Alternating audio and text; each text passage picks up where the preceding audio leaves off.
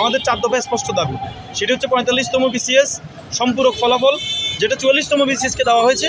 আমাদের যেখানে 300+ repeat cadre 45তম বিসিএসে আছেন, সেগুলো সংশোধনপূর্বক আমাদের সম্পূরক ফলাফল প্রকাশ করতে হবে, আমাদের স্পষ্ট দাবি।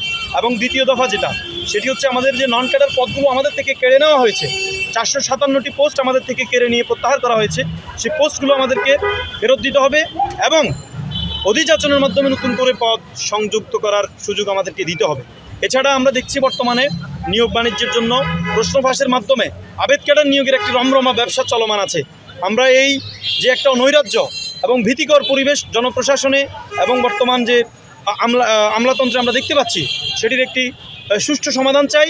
যারা ওই প্রশ্নফাঁসের সাথে আবেদ ক্যাডার আবেদ চক্রের সাথে যারা জড়িত আছে, প্রত্যেককে তদন্তপূর্বক শাস্তির আওতায় আনতে হবে এবং পিএসসিকে জনবান্ধব পিএসসি হিসেবে সংস্কারের মাধ্যমে একটি জনবান্ধব এবং বেকারবান্ধব পিএসসি গঠনের জন্য আমরা দাবি জানাই।